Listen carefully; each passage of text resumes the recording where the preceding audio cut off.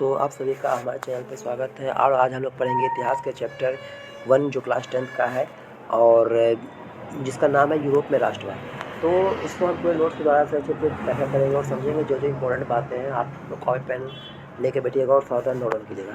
जैसे अगर हम बात करें यूरोप में राष्ट्रवाद, तो यूरोप में राष्ट्रवाद की अगर बात करते हैं तो यूरोप एक महादेश है। तो महादेश हम उसे बोलते हैं कि जो कि जिसमें कि अंदर बहुत सारे देश होते हैं, वो देश बोलते हैं। यानी कि उससे पहले थोड़ा सा हम जान लेते हैं कि क्या होता है। तो अगर जैसे कि आप जहाँ पे रहते हो, जहाँ पे आप रह रहे हो, उसे बोलते हैं गाँव। क्या बोलते हैं? गाँव। गाँव होता है जहाँ पे, तो उसको क्या बोलते हैं? गाँव। अगर ये जब गाँव मिलता है तो बहुत सारे गाँव मिलके बनते हैं अनुमंडल। क्या बनते हैं? अनुमंडल बन जाते हैं। अनुमंडल होते हैं, क्या बनते हैं? अनुमंडल। और जब अनुमंडल जब बनता है तो बनता है जिला। क्या बनता है? जिला। और जिला मिल के भी बनता है राज्य। क्या बनता है? राज्य। और राज्य जब होता है तो बनता है देश। क्या बनता है? देश। और जब देश होता है तो यही बन जाता है आपस में महादेश। क्या होता है? महादेश। तो हम यही बात करेंगे जो हम पढ़ रहे हैं राष्ट्रवाद पर यूरोप के बारे में। तो यूरोप क्या है? महादेश। यानी कि यूरोप के अंदर बहुत सारे देश होंगे, देश के अंदर राज्य होंगे, राज्य के अंदर जिला होंगे, जिला के अंदर मंडल, ये सब के बारे में हम लोग पढ़ेंगे और सीखेंगे। तो हमें क्या पढ़ा? यूरोप एक क्या है? महादेश। अब यूरोप महादेश में कौन कौन से देश आते हैं? जैसे कि आपने नाम इटली सुना होगा, इटली राजधानी कहाँ है? रोम। जर्मनी, ऑस्ट्रिया, प्रसार, रूस, ये सब, ब्रिटेन, यूनान, पोलैंड, बोहेमिया, ये सब देश किसके अंदर आते हैं? यूरोप में आते हैं। अब राष्ट्रवाद, तो राष्ट्र के प्रति प्रेम की भावना। इसलिए अगर मेरे अंदर जो राष्ट्र के प्रति है कि मैं राष्ट्र के प्रति मैं ये चाहता हूँ, वह चाहता हूँ, राष्ट्र का अच्छा चाहने के चाहिए, अगर जो प्रेम की भावना, उसे राष्ट्रवाद बोलते हैं। यानी राष्ट्र के समर्पण होने की भावना को राष्ट्रवाद बोला जाता है। अब राष्ट्रवाद एक ऐसी भावना होती है जो किसी भौगोलिक, सांस्कृतिक या सामाजिक परिवेश में रहने वाले लोगों में एकता का भाग देती है। अगर इसे मान लीजिए हम ही भारत में रह रहे हैं और अगर हम लोग अगर हम सोचें कि भारत अगर हम रह रहे हैं, तो हम लोग अगर ये सोचें कि नहीं, भारत को में और हमें क्या करना है कि चूँकि भारत को और सभी देशों में सबसे ऊँचा ले जाए, तो ये हमारी जो भावना होगी ये राष्ट्रभावना कहलाएगी। और ये किसी भौगोलिक, सांस्कृतिक या सामाजिक परिवेश में रहने वाले लोगों को एकता की दर्शाएगी। यानी जो जितना भी राष्ट्रवाद लोग होगा वो सभी यही सोचेगा, सभी का यही सोचेगा। अगर हम बात करें पुनर्जागरण की, तो यूरोप में राष्ट्रवाद के विकास में सहायक क्या क्या हो सकते हैं? तो यूरोप में राष्ट्रवाद के विकास सहायक क्या हो सकता है? तो पुनर्जागरण के फलस्वरूप उत्पन्न पड़ते हैं। यानी पुनर्जागरण का अर्थ होता है फिर जागरण। पुनर्जागरण का अर्थ क्या है? फिर जागरण। पुनर्जागरण के फलस्वरूप जो उत्पन्न परिस्थितियाँ हो, जो समस्या हो, तो उसे बोले तथा निवासी फ्रांसीसी क्रांति के आदर्श, नेपोलियन का सैन्य अभ्यास और मेटरनी की प्रतिक्रियावादी। अब हम बात करते हैं 1789 में फ्रांसीसी क्रांति। 1789 में फ्रांसीसी क्रांति में जो था समान 3 वर्ग में विभाजित था। जिसमें समान 3 वर्ग में विभाजित था, जिसमें कि हम बात करते हैं पादरी, कुलीन और निर्बल। तो 1789 की फ्रांसीसी क्रांति के समय जो था ये कितने वर्ग में? 3 वर्ग में था, पादरी, कुलीन और निर्बल। अब तीनों वर्गों के बीच काफ़ी असमानता थी। तीनों वर्गों के बीच काफ़ी असमानता थी, यानी कि कोई ऊँचा था, कोई नीचा समानता था, ठीक है। और फ्रांस के राजा लुई 16वां निरंकुश शासक था। निरंकुश मतलब कि जनता के सुख दुख से उससे कोई मतलब नहीं होता था, तो उसे बोलते थे निरंकुश शासक। क्या बोलते थे? निरंकुश शासक। यानी ऐसा शासक जिसे जनता के सुख दुख से कोई शासन नहीं होता था, उसे निरंकुश शासक बोलते थे, निरंकुश शासक बोलते थे। यानी कि कहावत था कि हम मस्त रहो मस्ती में और अगले बस्ती में, बिल्कुल कहावत थी, लुई 16वां का था, ठीक है। तो इसने क्या किया, फ्रांस के जो लोग थे उस पर टैक्स का बोझ अधिक लगा दिया। अब जब 1789 की फ्रांसीसी क्रांति के कारण हो गया। अब इसका परिणाम, क्रांति हुआ, रिजल्ट क्या हुआ? तो रिजल्ट के बारे में अगर हम बात करते हैं, उसका रिजल्ट की बात करते हैं, तो लुई 16वां के राजशाही शासन का जब क्रांति हुआ तो लुई 16वां जो शासन था ना, उसका अंत हो गया, शासन का अंत हो गया। और जनतंत्र का, यानी कि जनता का शासन का स्थापना हुआ। वहाँ का जो शासन जनता का है, जनता का हुआ। और यूरोप के देश में राष्ट्रवाद का प्रसार हुआ। अब हम बात करते हैं नेपोलियन युद्ध। तो नेपोलियन युद्ध था 1804 से 1815 के बीच रहा। और 1804 में नेपोलियन फ्रांस का सम्राट बना। नेपोलियन फ्रांस का बना 1804 में, नेपोलियन फ्रांस का 1804 में बना। और 1804 में नेपोलियन ने नेपोलियन संहिता यानी नेपोलियन कोड बोला जाता है, तो नेपोलियन कोड लागू किया। और 1815 में नेपोलियन वाटरलू के युद्ध में हार गया। तो नेपोलियन कौन से में हार गया? तो वाटरलू के युद्ध में, वाटरलू के युद्ध में हारा गया था। और उसे फिर यहाँ से जब आया सेंट हेलेना द्वीप पर इसे ले जाया गया, जहाँ पर उसकी मृत्यु 1821 में हो गई थी, ठीक है। उसके बाद हम लोग आगे की ओर बढ़ते हैं, ठीक है। तो यहाँ पे देखिए, फिर उसके बाद देखिए हमें क्या बोला कि मित्र राष्ट्रों ने नेपोलियन को कैद करके सेंट हेलेना नामक टापू पर रख दिया गया, और जहाँ पर 1821 में नेपोलियन की मृत्यु हो गई। अब हम पढ़ते हैं मेटरनिटी युद्ध। मेटरनिटी, तो यूरोप की विजय की शक्तियाँ, नेपोलियन के पतन के बाद यूरोप की विजय की शक्तियाँ जो थे, नेपोलियन जब हार गया तो किसके पास गए?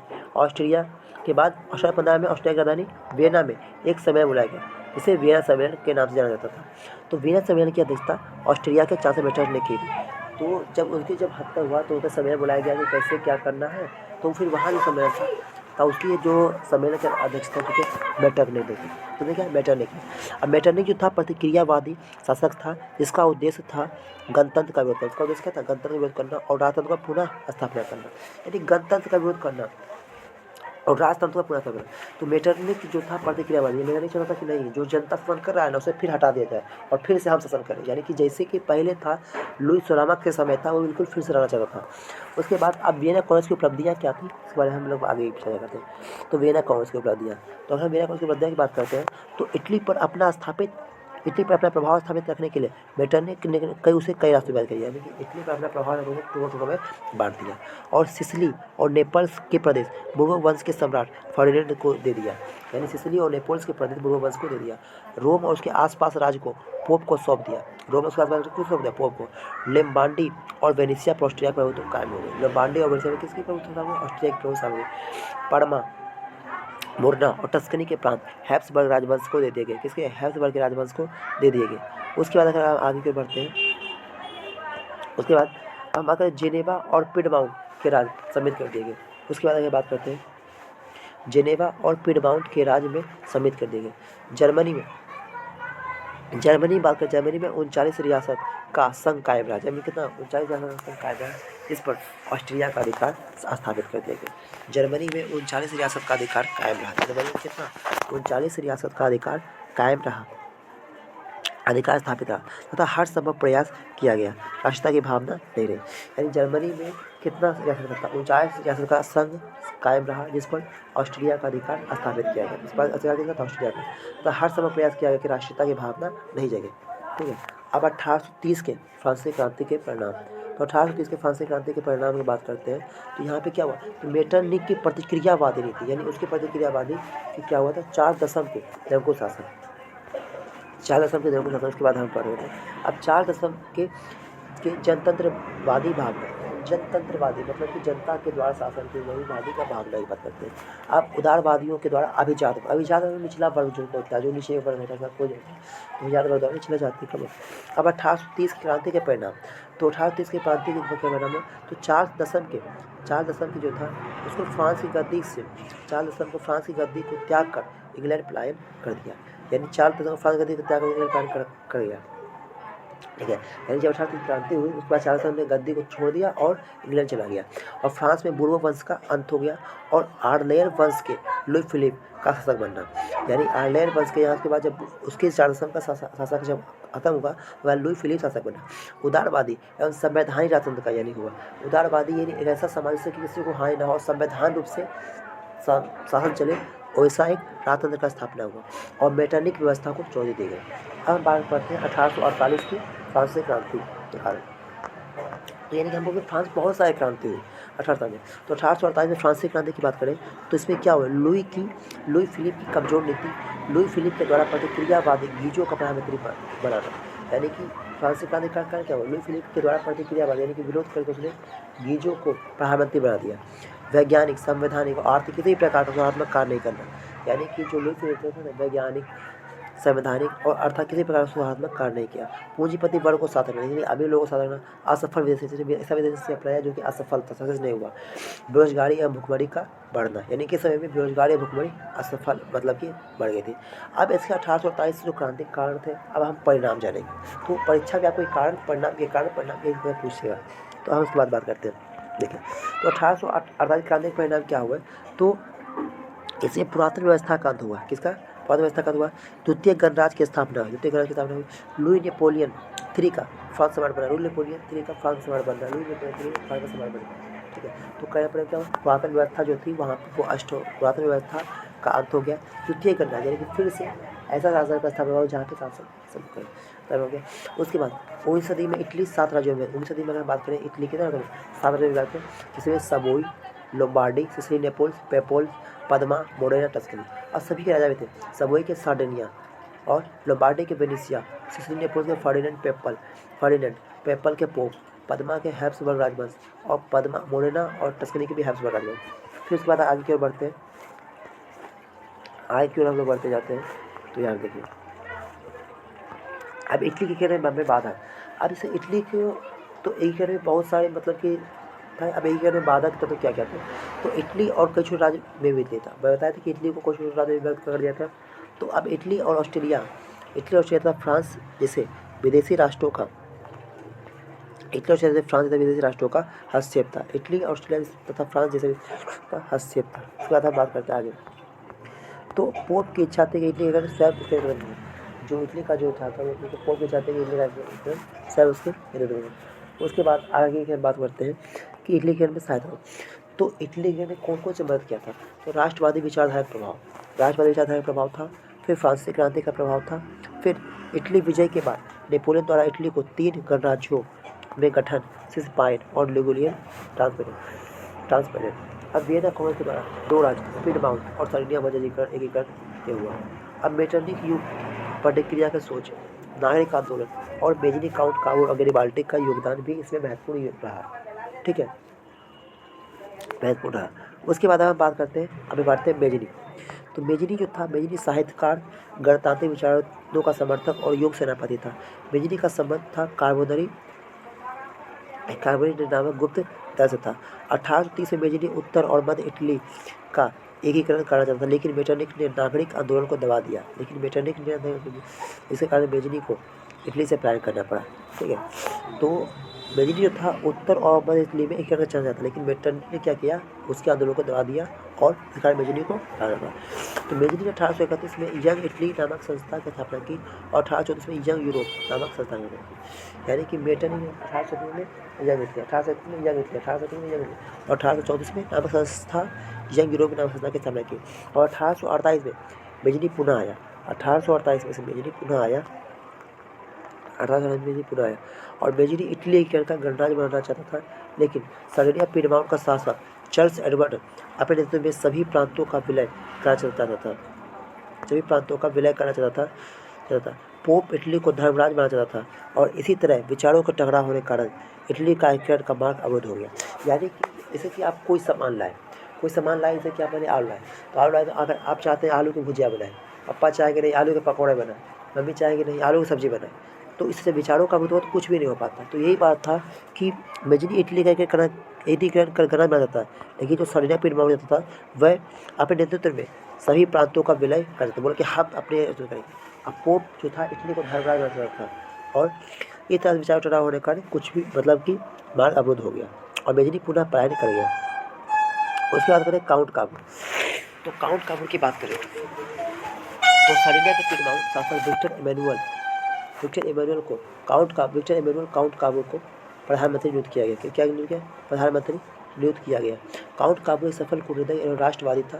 काउंट काबूल इटली के एकीकरण में सबसे बड़ी बाधा ऑस्ट्रिया माना था। तो काउंट काबूल इटली एकीकरण में बोला कि जब तक ऑस्ट्रिया रहेगा तो हम लोग का बाधा होता रहेगा। तो इटली के सबसे बड़ी बाधा किसे थे, ऑस्ट्रिया को। अब हम बात करें 1853 में क्रीमिया के युद्ध के समय ऑस्ट्रिया को हराने में काउंट काबूल ने फ्रांस की तरफ से भाग लिया। उसके बाद काउंट काबूल। तो काउंट काबूल फ्रांस के नेपोलियन 3 से एक कूटनीतिक संधि कर ऑस्ट्रेलिया को बाधित किया। काउंट काबूल ने क्या किया, तो काउंट काबूल जिन्हें ऑस्ट्रेलिया को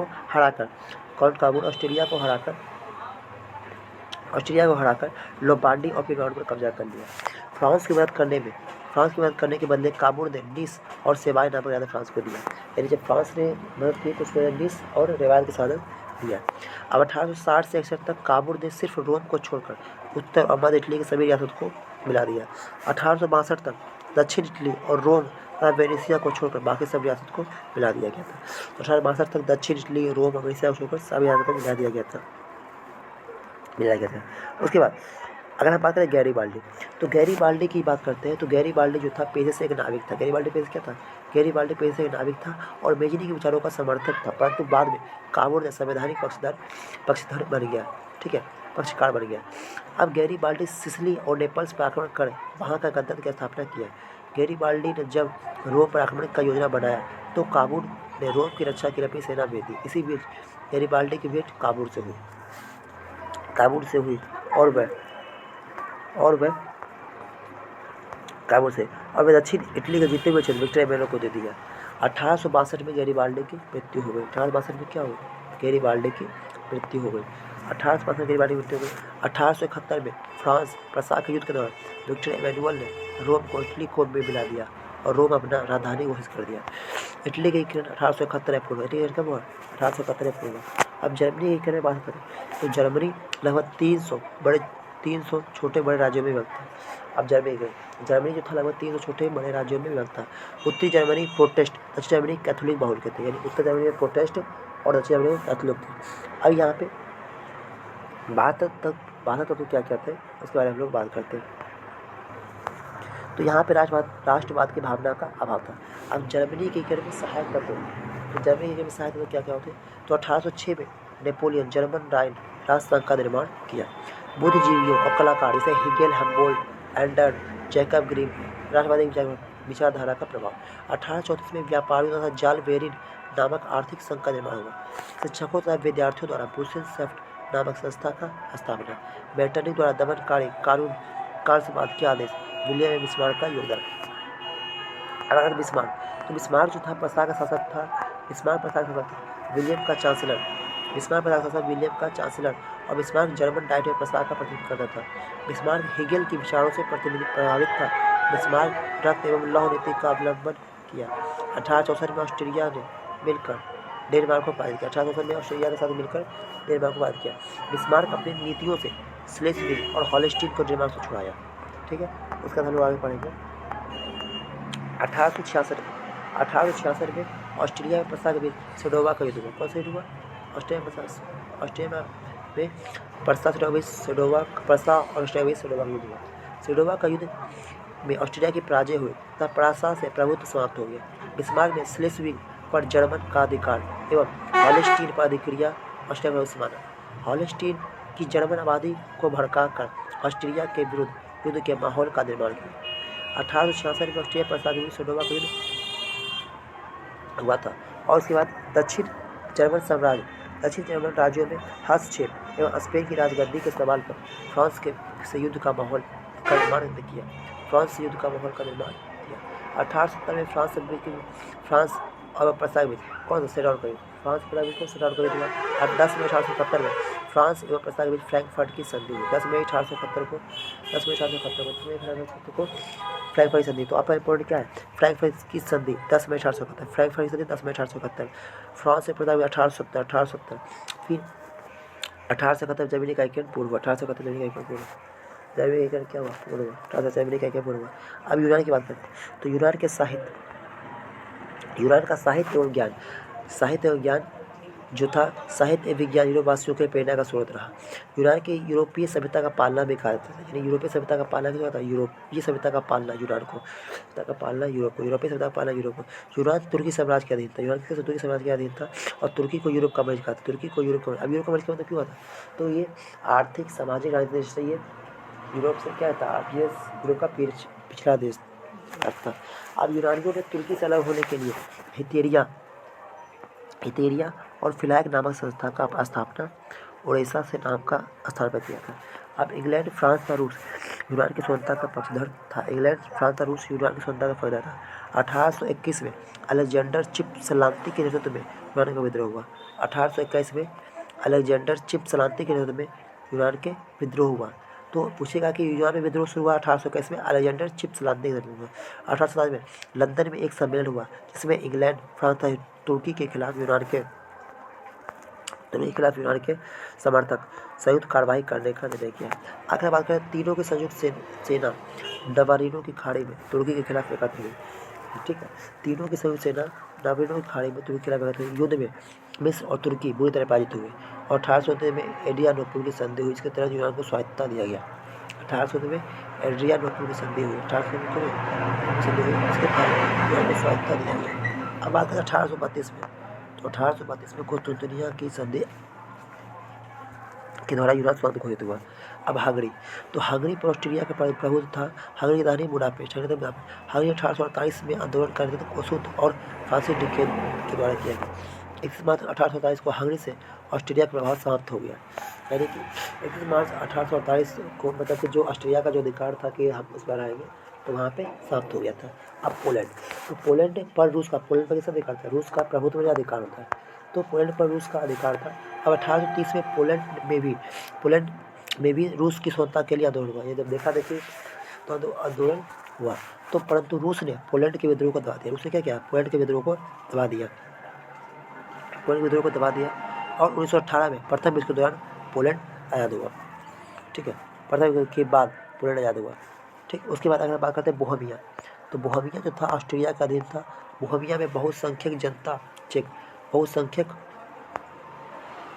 चेक पाई जाती थी और ऑस्ट्रिया बोहेमिया को स्वतंत्रता देने की मांग स्वीकार कर लिया, परंतु आंदोलन हिंसात्मक होने का इसे कुचल दिया गया। अब राष्ट्रवाद को हुआ, तो राष्ट्रता की भावना से प्रेरित होकर अनेक राष्ट्रों में क्रांतियां, आंदोलन और नए राष्ट्रों का उदय होने लगा। राष्ट्रवाद का प्रभाव एशिया अफ्रीका के उपनिवेश में भी पड़ा। उसके बाद राष्ट्रवाद के विकास की प्रतिक्रिया से शक्तियों और निरंकुश शासक प्रभाव कमजोर पड़ गया। राष्ट्रवादी प्रवृत्ति को बढ़ावा मिला। भारत में भी यूरोपीय राष्ट्रवाद से प्रभावित हुआ। तो इस तरह से हम लोग, और इसी के कारण ही हम लोग का देश भी उसी से प्रेरणा लेते हम लोग का देश भी आज़ाद हुआ था। ठीक है, तो इस तरह से हम लोगों ने ये पूरा थ्योरी पढ़ लिया और नेक्स्ट वीडियो में हम लोग उसका क्वेश्चन आंसर देखेंगे। ठीक है, वीडियो अगर अच्छा लगा होगा तो चैनल को सब्सक्राइब